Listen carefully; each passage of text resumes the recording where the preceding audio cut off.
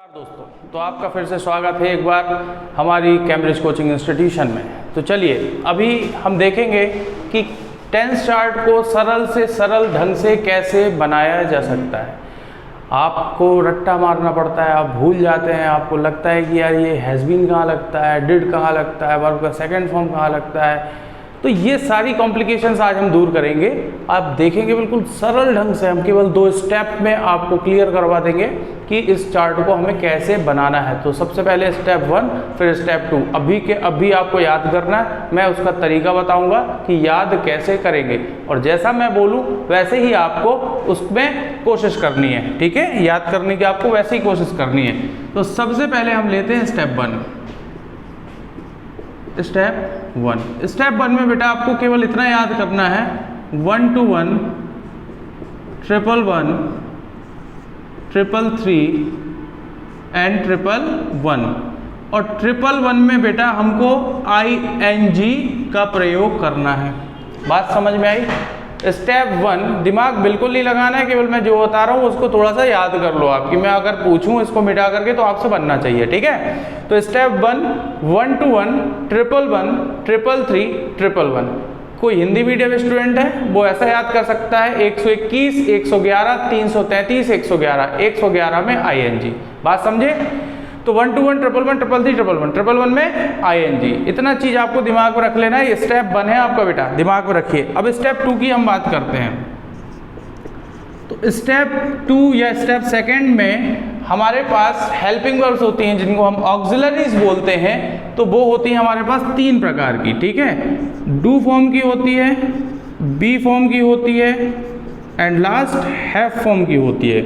3 प्रकार की हमारे पास हेल्पिंग वर्ब्स होती हैं। ठीक है, डू फॉर्म की हेल्पिंग वर्ब बेटा कभी कोई आपसे पूछे तो आपको बताना है कि do, does in present, do, does in present, did in past. क्या बताएंगे डू फॉर्म की helping verb? Do, does in present, did in past. Okay, very good. Be form की हेल्पिंग वर्ब जो है उसको हम याद करेंगे बेटा ऐसे, is, am, are. Is am are in present, was, were in past. Be form की हेल्पिंग वर्ब कैसे याद करेंगे? Is am are in present, was, were in past. Clear? Have form की हेल्पिंग वर्ब बेटा ऐसे याद करेंगे हम, has, have in present, had in past. Has, have in present, had in past. Step 1, step 2 को हमें बड़े ध्यान से रखना है। स्टेप 1 में है 1 to 1, 111, 333, 111, 111 में ING। हिंदी मीडियम वाले ध्यान से सुने, 121, 111, 333, 111। ठीक है ना, 111 में ING। स्टेप 2 में दिमाग में रखना है कि डू फॉर्म की वर्ब जब भी कोई आपसे पूछे तो आपको बताना है कि do, does, present, did, past. Be form की कोई पूछे तो is, am, are, present, was, were, past. Have form की कोई आपसे पूछे तो has, have, present, had, past. Will, shall हमारे मॉडल्स होते हैं बेटा, तो उसको ऐसे याद कर लेना कि विल, शैल फॉर फ्यूचर। ठीक है, तो विल, शैल को ऐसे याद कर लेना है कि विल, शैल फॉर फ्यूचर, क्योंकि विल, शैल होते हैं मॉडल्स, ये इनका 13 का ग्रुप अलग होता है, ये 13 होते हैं। ठीक है, ये टोटल 3 के ग्रुप में 11 होती हैं। बात समझे?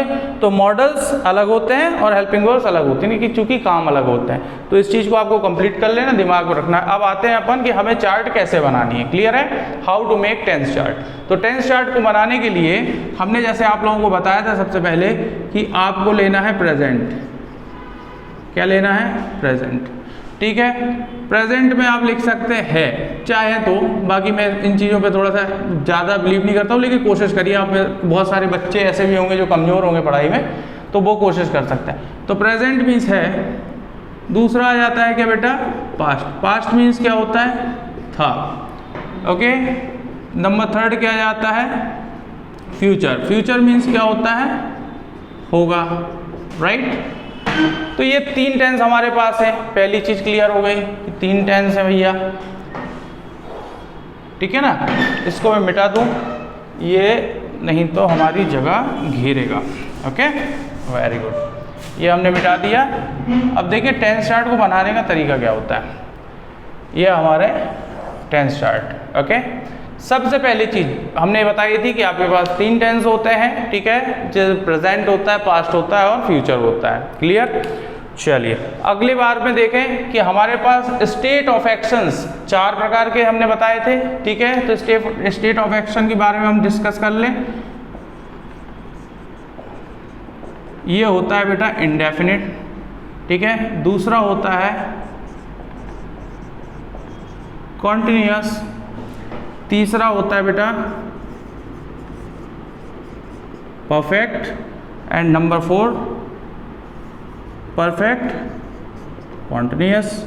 ओके, हिंदी वाले देख लें कि इसमें जैसे रहा रही रहे, इसमें चुका चुकी चुके, और इसमें रहा रही रहे, लेकिन इसमें स्टार्टिंग में से होता है, से रहा से रही से रहे, ठीक है। ये चीज़ माइंड में रखेंगे।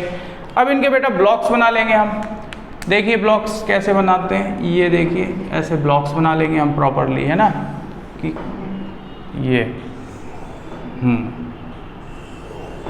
ये देखिए ये बन गए हमारे 12 ब्लॉक्स, ठीक है। अब 12 ब्लॉक्स में हमें भरना क्या है, ये सबसे ज़्यादा मोस्ट कंफ्यूजिंग पैटर्न्स होते हैं, ठीक है, कि हमें भरना क्या है, ये लिखना क्या होता है, सबसे ज़्यादा कंफ्यूजिंग पैटर्न होता है। तो आज ये कंफ्यूजन हम आपकी दूर कर देते हैं। स्टेप फर्स्ट को हमें सबसे पहले रखना चालू करना है बेटा। स्टेप फर्स्ट को देखो बेटे कैसे रखेंगे। स्टेप फर्स्ट में सबसे पहले क्या है 1, फिर क्या है 2, फिर क्या है 1, फिर क्या है बेटा 111, ओके, फिर क्या है बेटा 333, फिर क्या है 111। और जैसा कि मैंने कहा कि 111 में आईएनजी थी, ये 111 में है तो आई बना दो 1 को और एनजी लिख दो, ठीक है। ये आईएनजी बना दिया। केवल 111 जहाँ पर है उसमें दिमाग में रखना है, बाकी को नहीं छेड़ना है, ठीक है। अब ये हमने नंबर्स रख दिए। ये देखो वी का मतलब होता है वर्ब, तो वर्ब का first form, second form, first form, verb का आईएनजी फॉर्म, वर्ब का थर्ड फॉर्म, वर्ब का आईएनजी फॉर्म। अब आपको कभी ज़िंदगी में कन्फ्यूज़न नहीं होगी कि वर्ब के कौन से फॉर्म कहाँ पर यूज़ करने हैं, ठीक है। 1-2 बार घर में बना के देख लेना, 2 स्टेप याद है तो मैं गारंटी देता हूँ, भूल के बता देना कि ये मैटर कैसे भूला जा सकता है, ओके। और फिर हमने दूसरा स्टेप बेटा जो लिखा था वो दिमाग में रखो। हमने कहा था सबसे पहले डू फॉर्म की वर्ब, तो डू फॉर्म की वर्ब क्या होती है बेटा डू डज इन प्रेजेंट, तो प्रेजेंट में हम क्या भर देंगे बेटा डू और डज, ओके। अच्छा आपको एक चीज़ और पता होगी कि वर्ब के साथ में एस या ईएस का प्रयोग किया जाता है, मैंने पिछले वीडियो में आपको बताया है। तो वर्ब के साथ में एस या ईएस का प्रयोग यहाँ पे होता है। दूसरी चीज़ यहाँ पे देखिए, अगर पास्ट में हम आ जाएंगे तो डिड डू डज का सेकेंड फॉर्म, मतलब कि कौन सा फॉर्म यूज़ होगा, यहाँ पे डिड यूज़ होगा बेटा, बात समझे ना। और हमेशा याद रखना एक बात मेरी बताई हुई पूरी इंग्लिश में यूज़ होती है ये, जहाँ डिड वहाँ वर्ब का फर्स्ट फॉर्म, जो मेन वर्ब होती है वो फर्स्ट फॉर्म में आती है। किसी भी पूरी इंग्लिश में कहीं भी डिड यूज़ होगा तो वर्ब का फर्स्ट फॉर्म यूज़ होगा उसके साथ में, ठीक है, ये याद रखिएगा। फ्यूचर में बेटा मैंने बताया था आप लोगों को 2 चीज़ें, विल और शैल, जो कि मॉडल्स होते हैं, 13 मॉडल्स होते हैं, आप लोग सभी लोग जानते होंगे। तो उनमें से 2 होते हैं विल और शैल, जिनका यूज़ हम फ्यूचर के लिए करते हैं। अब आ जाते हैं बेटा कॉन्टिन्यूअस टेंस में। कॉन्टिन्यूअस टेंस में हमें डू के बाद कौन सी वर्ब मिली थी बेटा बी फॉर्म की वर्ब। तो बी फॉर्म की वर्ब प्रेजेंट में क्या थी बच्चे इज, एम और आर। पास्ट में क्या थी बेटा, पास्ट में थी वॉज, वर, इसको वेयर पढ़ते हैं बहुत लोग, वर पढ़ना बेटा, तो वॉज वर। ये बी फॉर्म की वर्ब है ना बेटा, तो मॉडल के साथ में हम बी का बेस फॉर्म रख देते हैं, विल और शैल के साथ में, जो कि मॉडल है बी का बेस फॉर्म। तो आईएनजी फॉर्म बनाना फिर मुश्किल नहीं होता, बी फॉर्म के साथ में आईएनजी फॉर्म का फॉर्मेट ही चलता है, बी फॉर्म के साथ में वर्ब के थर्ड फॉर्म का फॉर्मेट चलता है पैसिव वॉइस में, बात याद रखिएगा, ठीक है। इसके बाद हम तीसरी बात लेकर के चलते हैं। हमने हैव फॉर्म पढ़ा बेटा, तो हैव फॉर्म में सबसे पहले प्रेजेंट में हमें क्या यूज़ करना है, जल्दी बताएं बेटा, तो हैज़ और हैव का प्रयोग करना है। इसके बाद पास्ट में बेटा क्या यूज़ करना है, तो हैड यूज़ करना है, क्लियर है। तो हैव फॉर्म की वर्ब का जो बेस फॉर्म का पैटर्न था वो क्या था, हैव था ना, हम क्या बोलते हैं हैव फॉर्म की वर्ब। तो विल और शैल के साथ में बेटा हम उसका बेस फॉर्मेट यूज़ कर लेंगे हैव, तो विल हैव और शैल हैव, तो हमारा पॉसिबल हो जाएगा कि हम वर्ब का थर्ड फॉर्म इसके साथ रख पाएंगे, बात समझे। इसके बाद इन तीनों को उठा करके एज इट इज नीचे रख देना है, ठीक है, एज इट इज नीचे रख देना है, ओके।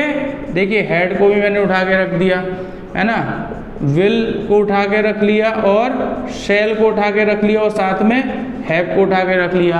अब सबके साथ में बजानी है क्या, बीन। क्या बजानी है, बीन, ठीक है ना। अब ये तो मजाक वाली बात हो गई, लेकिन मैं लिटरल बात बता दूं आपको, बीन क्यों लगता है याद रखिएगा। आपने जैसे विल और सेल के संग में बेटा क्या यूज होता था, वर्ब का फर्स्ट फॉर्म यूज होता है ना, तो हमने वर्ब का फर्स्ट फॉर्म यूज किया, बेस फॉर्म बी यूज कर लिया। लेकिन विल हैव और सेल हैव जो कि यहाँ आया है, तो अब हैव फॉर्म के साथ में तो वर्ब का थर्ड फॉर्म यूज होगा। तो बी का थर्ड फॉर्म क्या होता है, बी का थर्ड फॉर्म होता है बीन, ठीक है ना। तो बी का थर्ड फॉर्म बीन यूज होता है। बात आई ना समझ में, ये इसी कारण से यूज होता है कि इसमें परफेक्शन की पैटर्न भी बना रहे और आईएनजी फॉर्म भी हम लगा सकें, इसीलिए इसमें हम काहे का यूज करते हैं बेटा, बीन का यूज करते हैं, ठीक है। लास्ट वाले डिब्बों में एक चीज याद रखिएगा, don't forget this, okay. Since for